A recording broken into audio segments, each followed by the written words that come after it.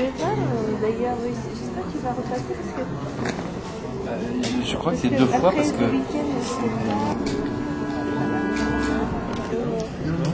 Oui, c'est vrai, elle a dit qu'elle va pas.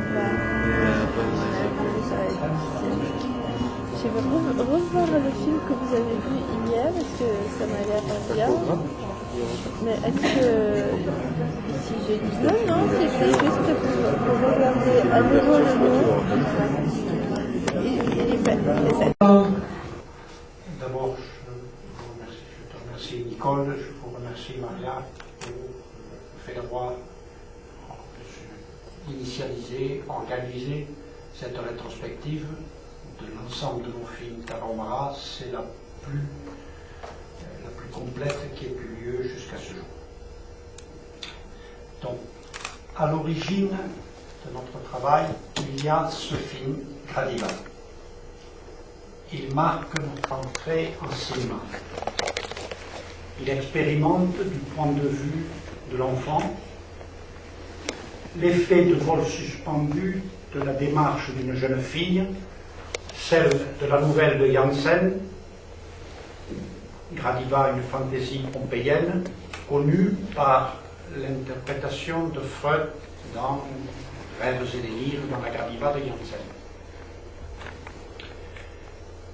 C'est à cette occasion, à l'occasion du montage, du tournage, du montage, de l'étalonnage de ce film, que nous apprenons le métier et que nous passons d'une formation einsteinienne et vertovienne du cinéma à la pratique du cinéma.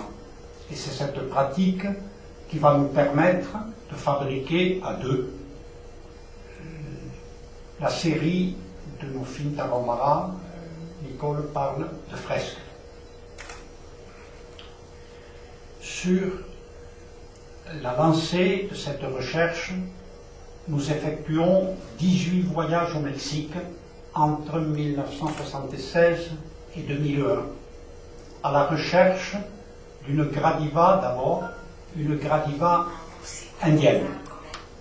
Et dès le second voyage, nous allons la chercher sur les traces du voyage d'Antonin Artaud au pays des Tarahumara, chez les Tarahumara, et nous ne rencontrons pas une Gradiva, mais un peuple qui marche et qui danse.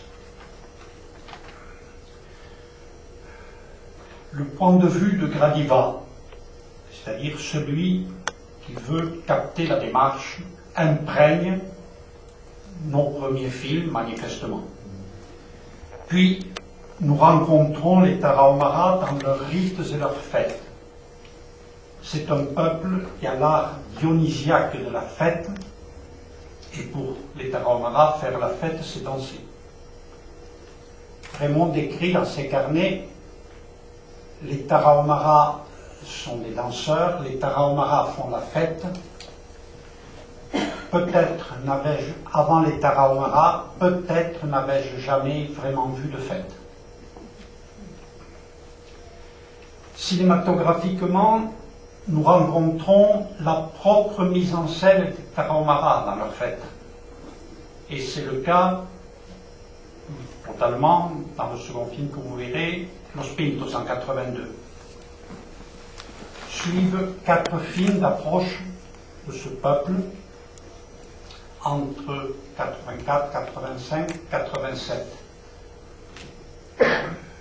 Ces films, donc, que nous appelons des films de notre première période, avec Antonin Artaud, nous appelons notre route du Toutouguri, sont présentés dans les 3 séances que nous avons intitulées Marcher, danser.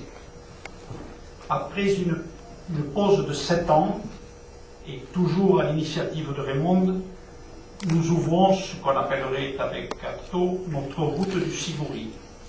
Nous parvenons enfin à assister et à filmer les derniers rites du peyote chez les Tarahumara.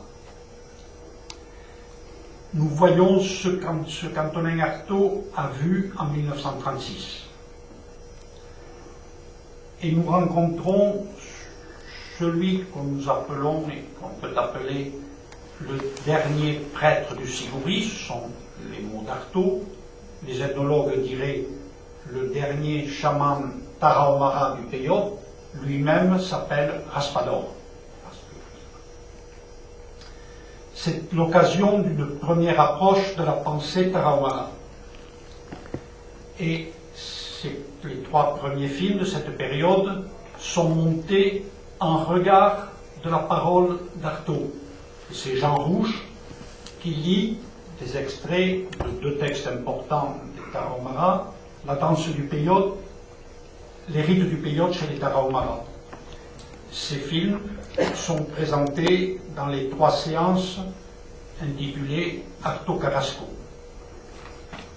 Puis, nous allons plus loin dans l'approche de la pensée chamanique. Nous avons alors le... Il ne répondra jamais sur le voir, il ne répondra jamais je vois, il répondra el sueño lo ve, le rêve le voit. Et il interrogera aussi sur la pensée de la mort. C'est une partie qui s'appelle la despedida. Ces films constituent ce que nous avons appelé, avec Raymond, ce que Raymond a appelé la fêlure du temps.